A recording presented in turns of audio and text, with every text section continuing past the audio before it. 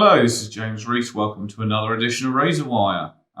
Today, we are going to talk about compliance, specifically PCI DSS compliance. This has been a request from a number of different people. A lot of them obviously know me. A lot of them have had me come on site and help them through the kind of PCI DSS process, either through auditing or consultancy or a bit of both. And it's quite a large part of the work that we do. We are a QSA company. We have been for a number of years. I've been a QSA for even longer than my company's been operating in many respects. So, you know, it's been a big part of my life for a lot of my infosec years, really.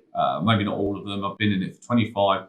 I've been a QSA for a lot less than that, but I mean, it seems like forever.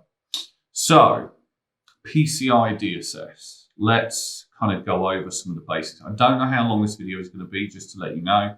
I might split this into a couple of videos. PCI DSS compliance in itself is quite a large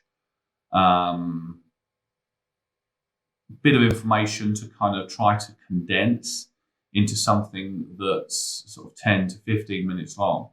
So what I'm going to do now is I'm going to kind of go over the basics, the history behind it, what it is, that kind of stuff. So here we go. PCI DSS. PCI DSS stands for Payment Card Industry Standard.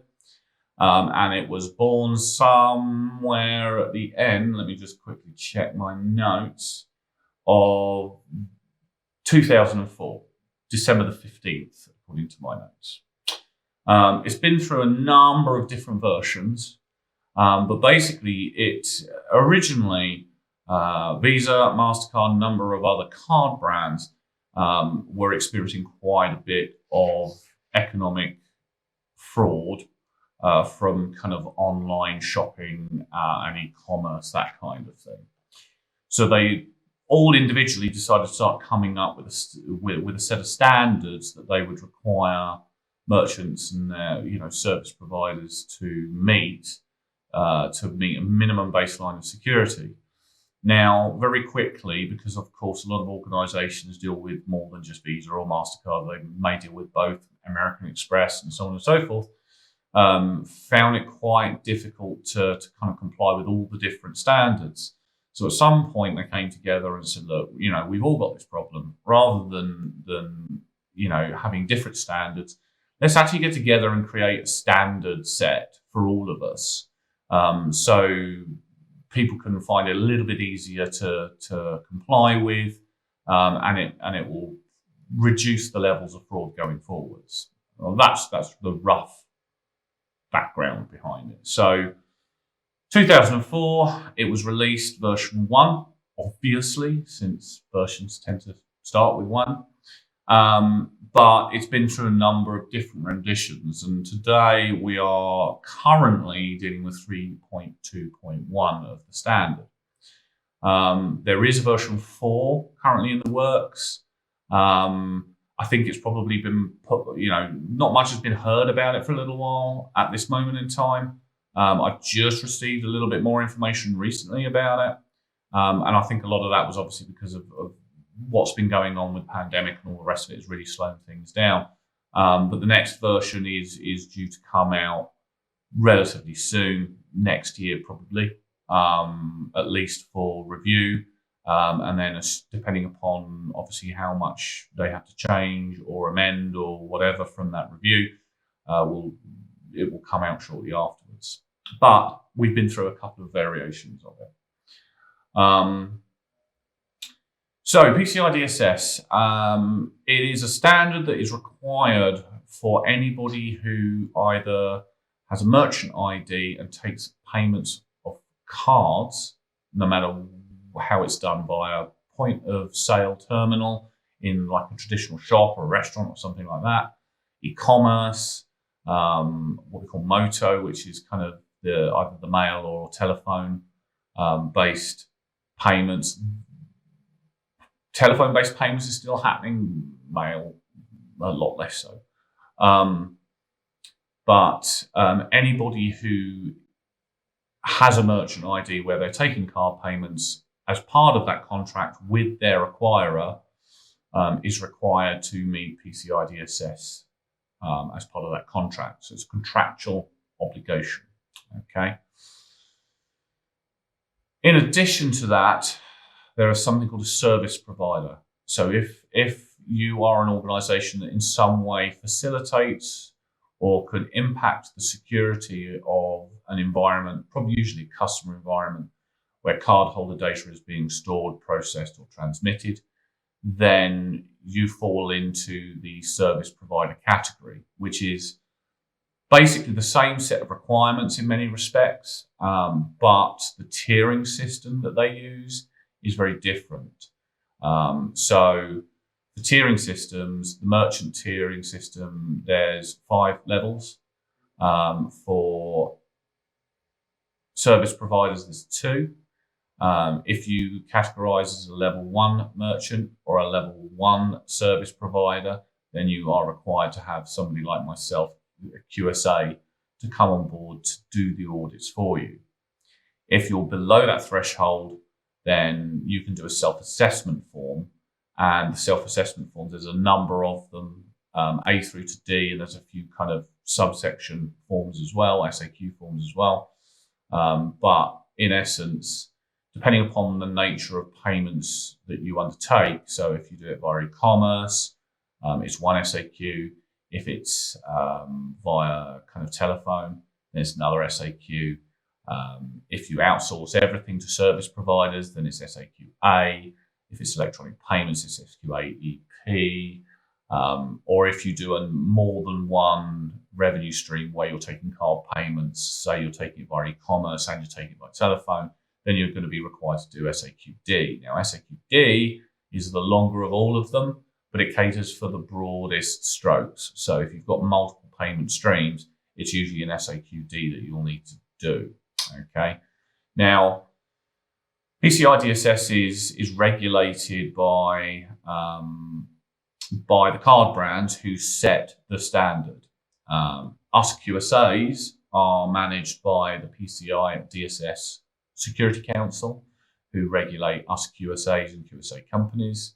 And then you have the acquirers, like basically the banking institutions, who are the ones who will ensure via contract that merchants comply, and then it's down to merchants to get the service providers to comply. It's a whole big food chain behind it.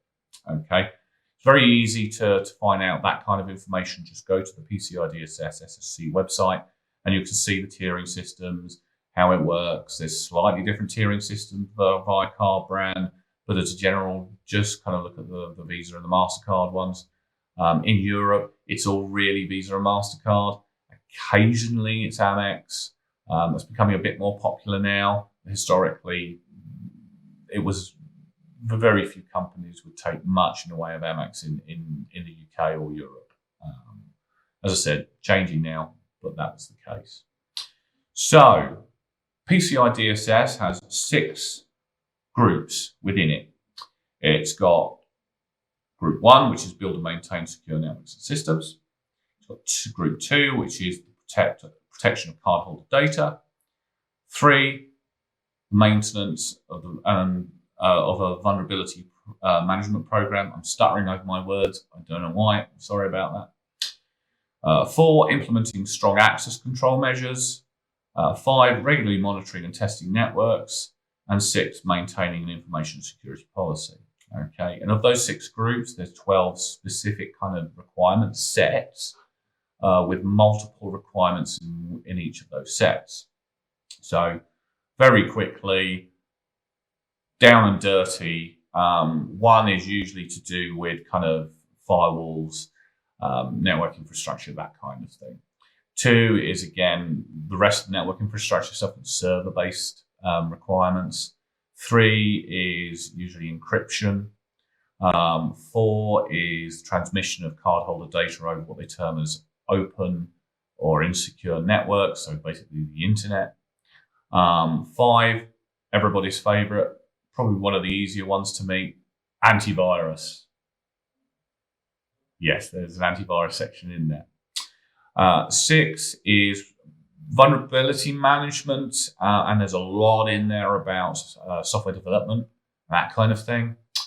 Where were we? 6, yeah. 7 is restricting access to cardholder data. So 7 and 8 kind of fall very much hand in hand in many respects. 7 is more about access control and groupings and who's got access to what. 8 is very much more the control element of that, and it's more to do with passwords, password lengths, complexities, that kind of thing. 9, physical. So that's physical locations as well as physical assets, physical media. There's very few people out there, I think, that are still doing kind of like sort of tape backups or physical backups. That is in there. Not many people do that kind of backup really anymore. That's a bit legacy, that one. I may be wrong. If you're still doing tape backups, give me a shout. It's been a while. 10 is kind of tracking, monitoring. So it's basically kind of logging systems. That's where your SIEM stuff comes in. There's things like, NTP in there as well, network time, making sure that everything's all synced up. You have 11, which is kind of like your testing and insurance side of things. So that's where your requirements stretch around things like vulnerability scanning, penetration testing, what they call ASV scans, the periodicals required in order to undertake those. And that's predominantly where that area sits. And then finally 12, which is information security policies, procedures. That's where you'll find security awareness, HR controls for new users, leavers, that kind of thing, background checks. There's a lot of crossover in some of these areas and some of these requirements as well, but in the broad strokes, that's roughly what's entailed within them. Now, the most important thing about PCI DSS is to undertake what they call a scoping, and it's really the first stage of a PCI DSS project. This is the first thing us QSAs will do when we get on board with you to kind of help you through that process. We have to understand your environment. Now, how do we term scoping? Scoping really is how do you take car payments? What's the infrastructure that supports that? What people support that and have access to that kind of information? What third parties have access? Scoping really sets the goalposts when it comes to what requirements within the standard you need to meet, because there's a lot of requirements in there and you won't need to necessarily undertake all of them if some of them are not applicable. As I kind of already mentioned, if you don't have kind of like physical infrastructure, because maybe that's being handled by a third party, it's a very popular thing these days that most people use some kind of cloud technology or cloud supplier, and you've got nothing locally, then feasibly, requirement 9 will either be, well, it won't be not applicable. What it'll be is it'll be assigned to a service provider. There's all kinds of requirements that you can go through, and very much depending upon the way that your business works, what it does with cards, how it does cards, is really kind of covered within the scoping. Now, scoping isn't just a technical thing, but it's a really good aid when you're first going through PCI DSS to kind of establish what your technical scope is, okay? Because you can undertake something called scope reduction. It's not a requirement of PCI, but what it allows you to do is to kind of restrict the broader PCI DSS requirements to a specific scope within your organization, but there's a very, very strict set of rules in order to meet those.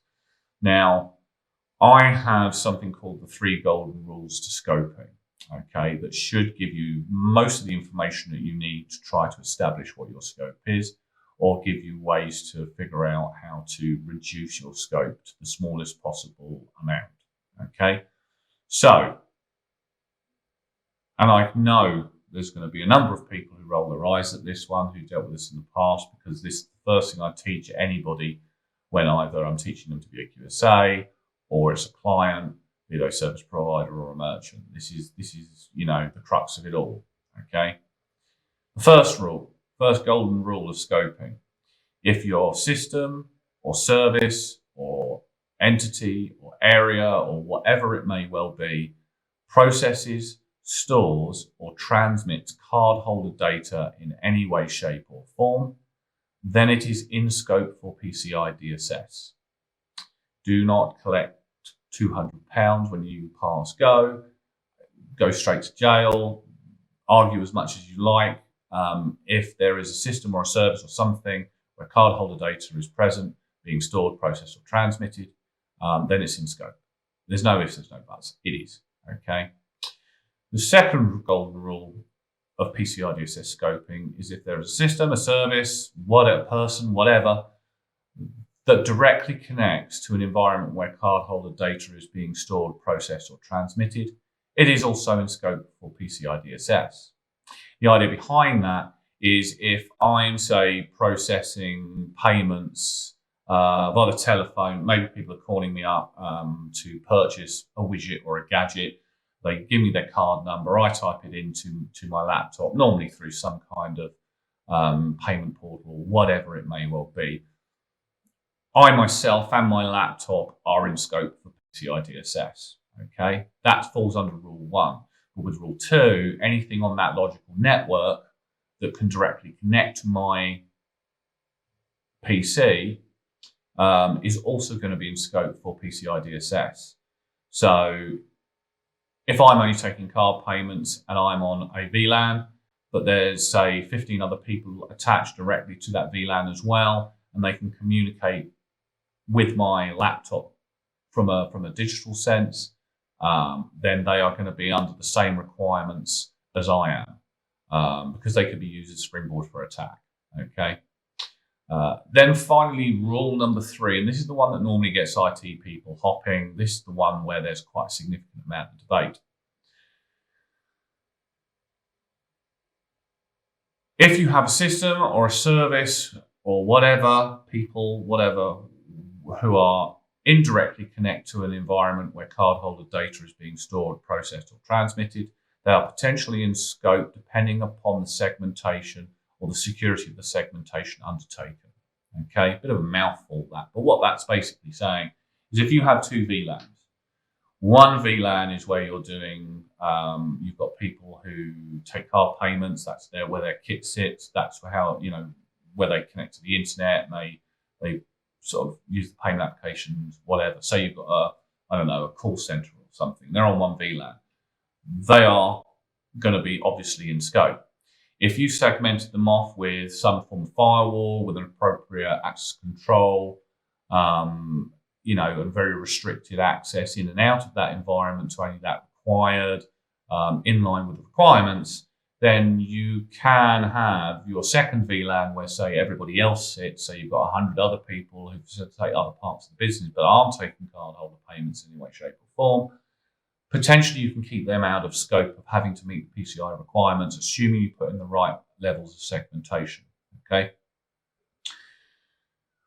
Bit of a mouthful. There's a lot to that, and probably a little bit more than I've kind of laid out, but that's the very, very high level version of scoping. So when you're looking at your environment and you're looking at your organization, the first thing that you do is you look at, okay, where does cardholder information sit, or where's it processed, or where's it transmitted? Okay. Once you've established that, then you say, right, okay, so what can connect to those environments? Have we got a big flat network infrastructure where everything's open, in which case everything's in scope? Or have we got some logical security segmentation between different levels of network infrastructure that we can say could restrict access enough for us to be able to reduce the scope only to one section? Now, there's a bit of a dark art to a lot of this.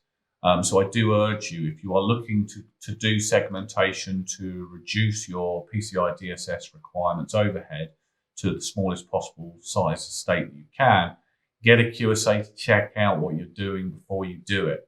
Okay. it's important. I would always argue get a QSA involved anyway. That's not me touting my services. PCI DSS can be very complex.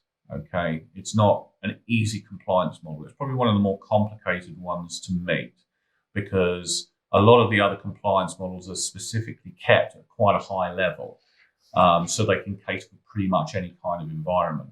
PCI DSS really is about the securing of cardholder data. That is its goal, and that is all it cares about. So when you read through the requirements, you'll see that there's a lot of sections in each of those requirements that cater for a lot of the technological aspect of organization security for cardholder data, because that's kind of how it's held. There's a lot of people, there's a lot of process in there as well, don't get me wrong.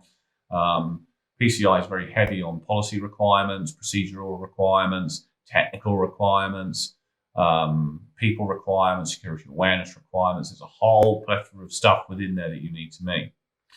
Now, a couple of words of warning, a lot of people will kind of open up PCI DSS and they've never read it before, and they'll go, okay, let's have a quick look. They'll see the size of it, and they normally read requirement 1. And they see the word firewall in there, and the requirements for strong access control and good rule sets and so on and so forth. So normally they look at it and go, well, that's an IT thing, okay?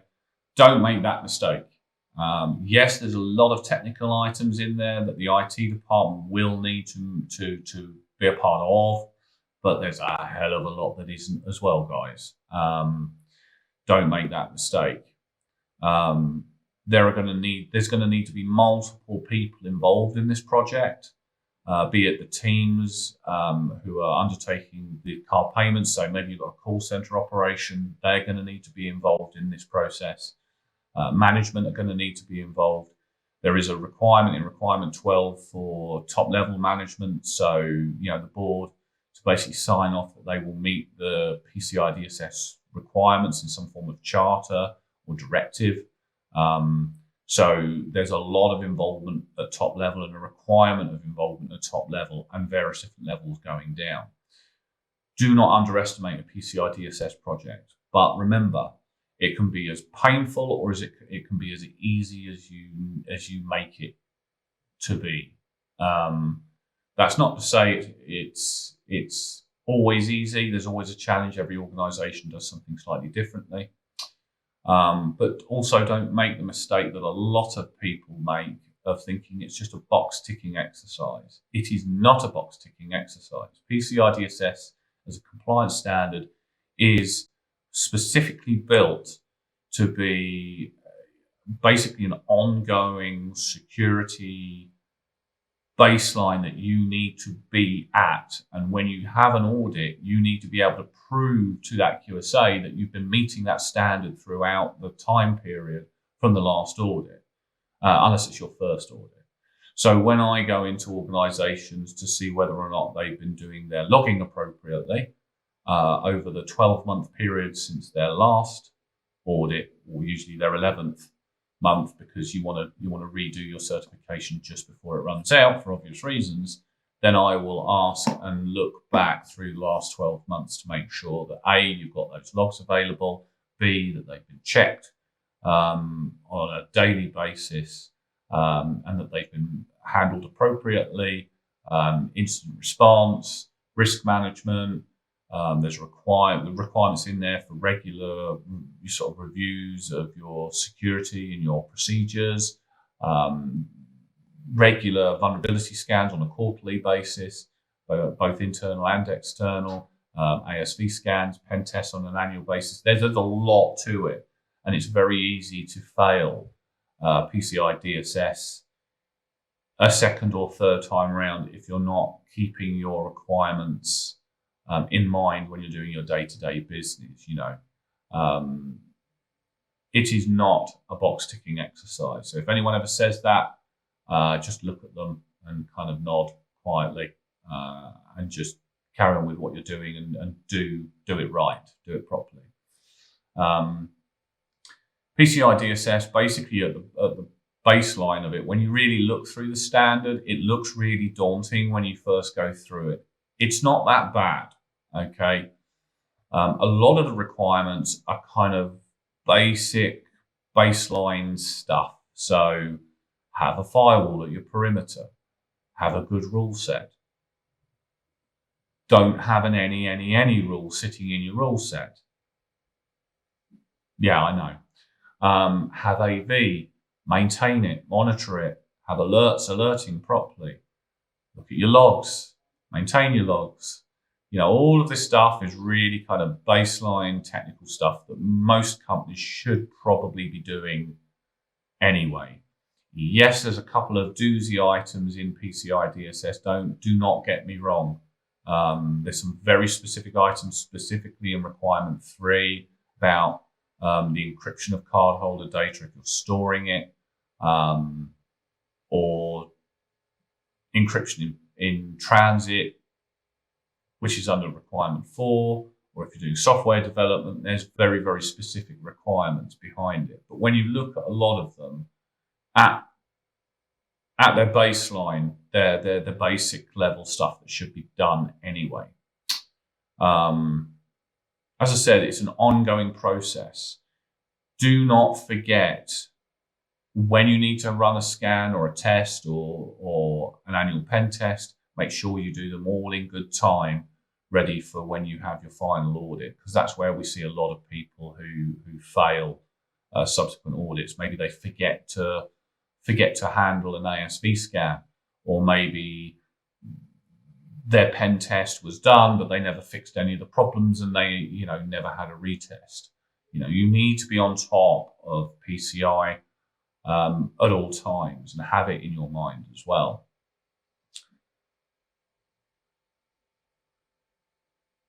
Also, if you're using a lot of service providers, one of the things you are required to do is to ensure that that contractually you obligate them to PCI DSS as well.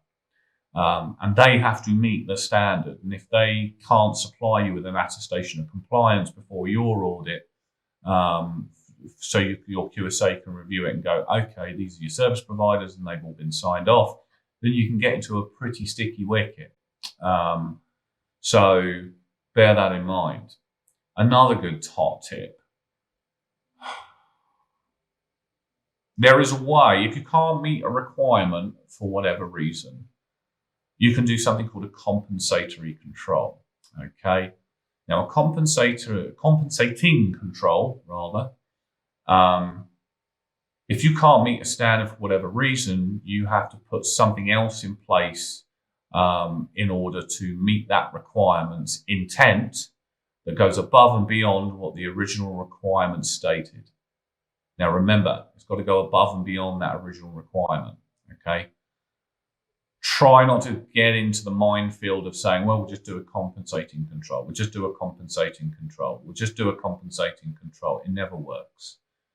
Try to meet the standard as is. Don't go down the route of having millions and millions of compensating controls, because it won't get past QSA. It won't get past anybody if you're just using those as an excuse to kind of not do a set of requirements. Okay, just look at the requirements and meet their intent. Now that is really important. Okay, when you go through the training to be a QSA, they are very insistent, or they were when I did it a long time ago. They're very insistent on understanding the intent behind the requirement.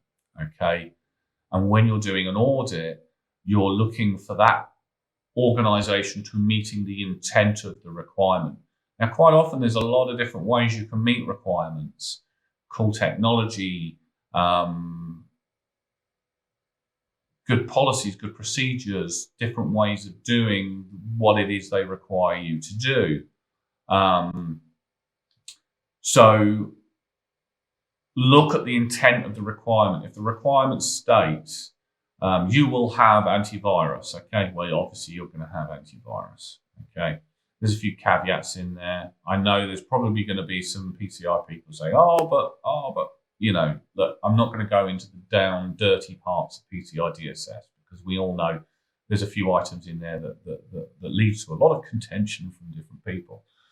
But the intent behind requirement 5 is for you to have antivirus coverage, appropriate levels of alerting, appropriate levels of logging, which obviously normally logs off to your SIEM, which would also come into 10, and that you're getting updates for your definitions and you're applying those updates on a regular basis, and also that you're doing regular scans and so on and so forth.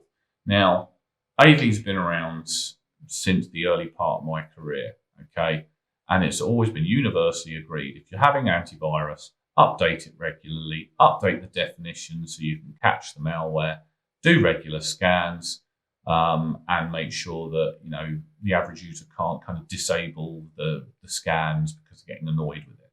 Gone are the days when AV takes over your machine and slows it down horribly. We've got very, very quick machines compared to what we had 20 years ago. So running an AV scan these days is negligible on performance. There may be other people out there that disagree with that. Okay, fair enough. But in my experience, you know, unless you're running something archaic, it won't have a factor. The other thing is, you know, top tip here is to really make sure that you have up-to-date technology, hardware, software. It's got to be in support for you to really kind of meet the standard. Now, if there's a business reason why you can't meet a standard, or an economic reason why you can't meet part of the standard, then yes, you can put in a compensating control, but be very wary of compensating controls. You shouldn't have any if you know what you're doing. But yeah, PCI, it's not that hard, it's not that tough, but you've got to be really, really careful. He says, taking a sip of his coffee. One of the things that's always slightly confused me about PCI is requirement 12 is really kind of the policies, the procedures, the governance aspect of information security. And I've often wondered why it wasn't in kind of like requirement 1, because it's quite a significant part of the whole.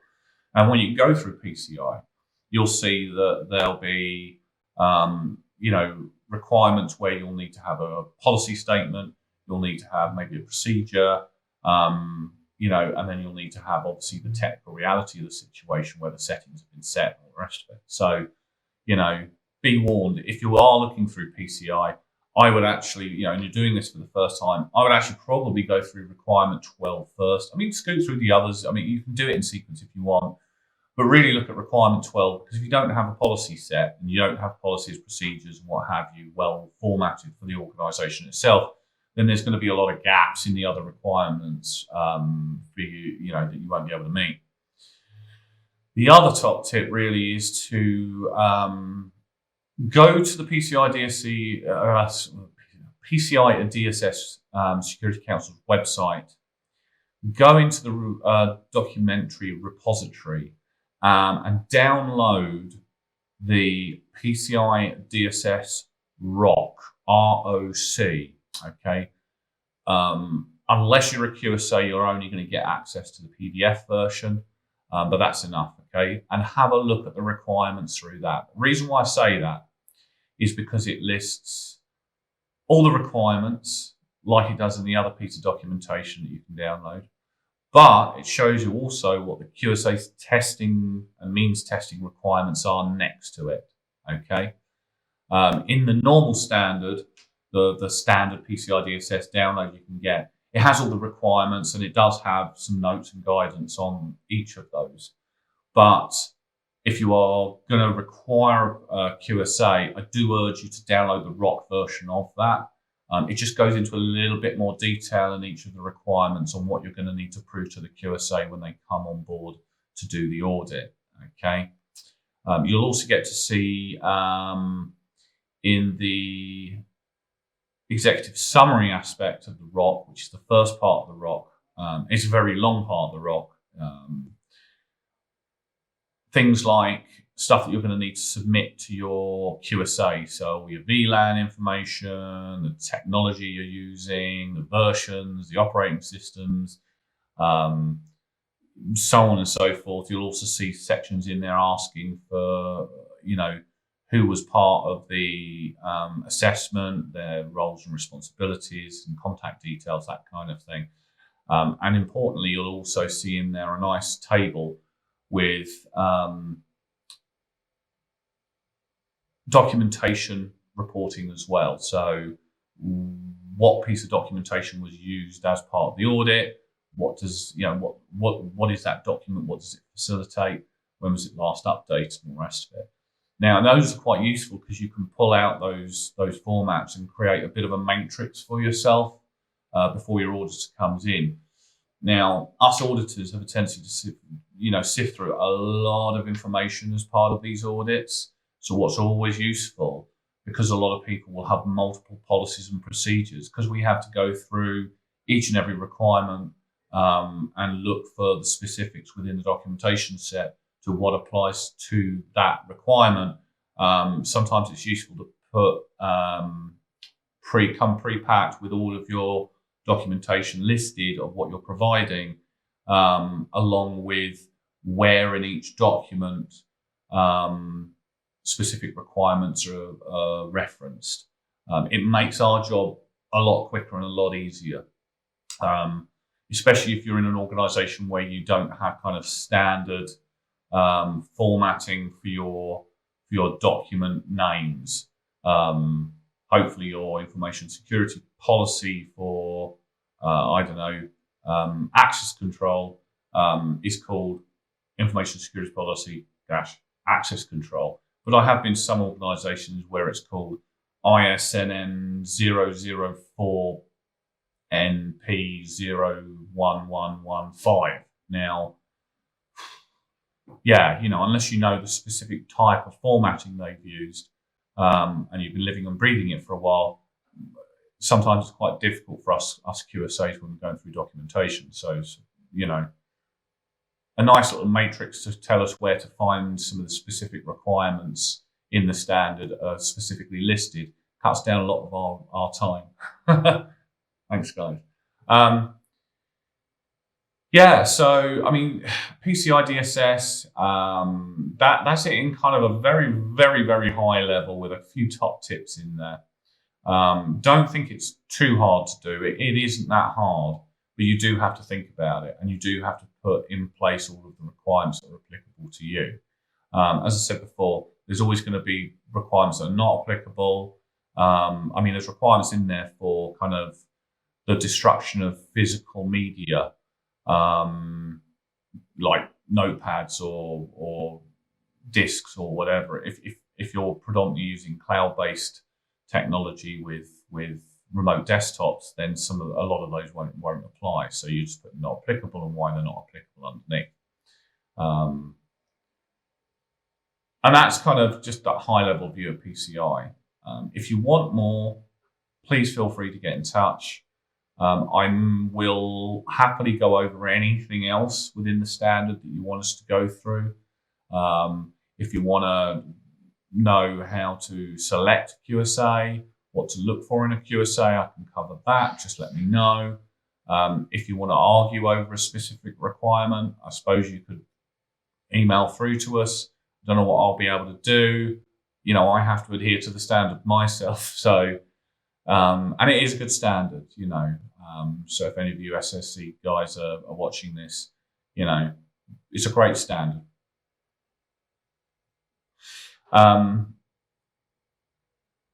All in all, give me a shout. Let me know what you think. Please feel free to click the subscribe button, little bell icon to get notifications when we release new content. We release new content on a regular basis. If there is anything you want us to cover or something you want us to expand upon, drop us a line, an email. The contact details are in the description, or leave a nice comment. Please keep them respectful, especially since, we're talking about PCI DSS, so please don't be too brutal. It's a big subject. There's a lot to it. What can I do? And hopefully I'll speak to you soon. Thank you. Goodbye.